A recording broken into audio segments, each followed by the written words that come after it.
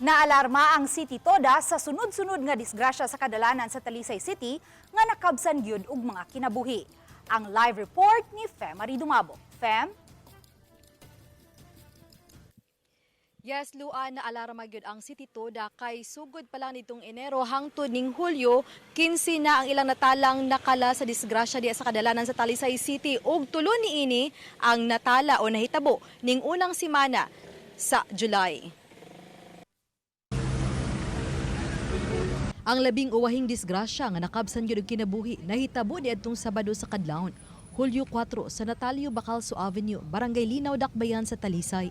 Ang biktima ang 67 anyos nga babae nga padung mangumpra sa Tabunok Public Market. Padung unta kining mulabang sa dihang nadasmagan sa kusog nga nagpadagan nga motorsiklo padung sa south. Tungod sa impact, nakaangkon og grabing angol sa ulo ang senior citizen. Samtang nalagpot ang motorista sa Picas Lane nga mibangga usab sa gikatakbong sakyanan. Parihong nadala sa tambalanan ang senior citizen ug ang 26 anyos nga driver sa motor. Apan pipila ka oras, namatay ang biktima. Luwas ra hinuon ang driver. Nasuta sa Talisay City Traffic Police ug City Toda nga hubog ang driver sa motorsiklo. Daling nakapangayo og tabang ang City Toda sa LTO aron mapaubos sa alcohol test ang rider sa motor. Ug nasutang positibo kini. Matod pa nga kining maong driver uban siyang mga higala, gikan ni silang gainom, unya while gikan silang gainom na mauli pengon og south, tinugyanan sa LTO ni adto dayon sa ospital unya gi-undergo dayon ang pag-alcohol test sa maong driver. Which is nag-positibo. Yes, sobra gyud siya, no, daghan ang iyang nainom, taas ang iyang rate sa maong paggipahigayon nga exam. Nagkasettle man ang pamilya sa biktima ug ang rider, kinsa ni abaga sa tanang galastuhan. Apan gipasakaan gihapon kini og kasong kalapasan sa Republic Act No. 10586 o Anti-Drunk and Drugged Driving Act o ADA. Gisulayan sa pagkuha siyang habig ang driver, apan nagdumili kini nga magpa-interview. Niadtong July 1, laing senior citizen nga nilabang diha sa pedestrian lane sa Bacalso Avenue sa Barangay Bulacau.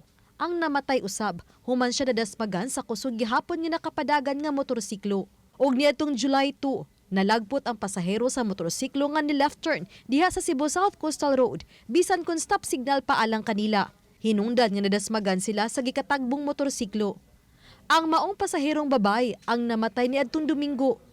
Gikaalarma kini ni tumulak kay sukad Enero hangtod ning buwana, 15 na ang natalang namatay.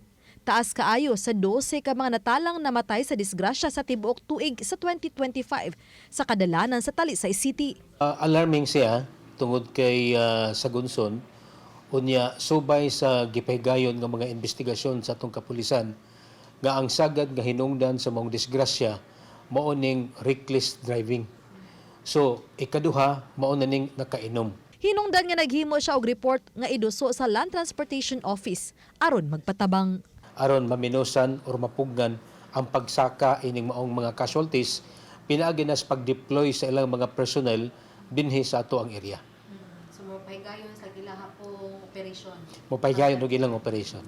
Usa sa ato mga plano ana ipabilin ang hugot nato nga pagmonitor, pagbantay sa atong kadalanan, ilabi na gyud sa pagdakop niadtong mga reckless nga driver.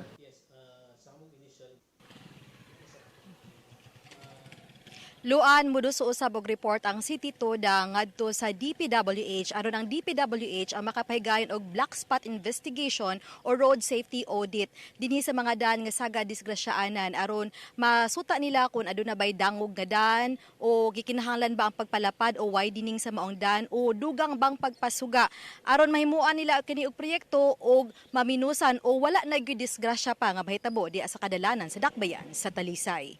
May Luan. Daghang salamat, Fem Marie Dumabo.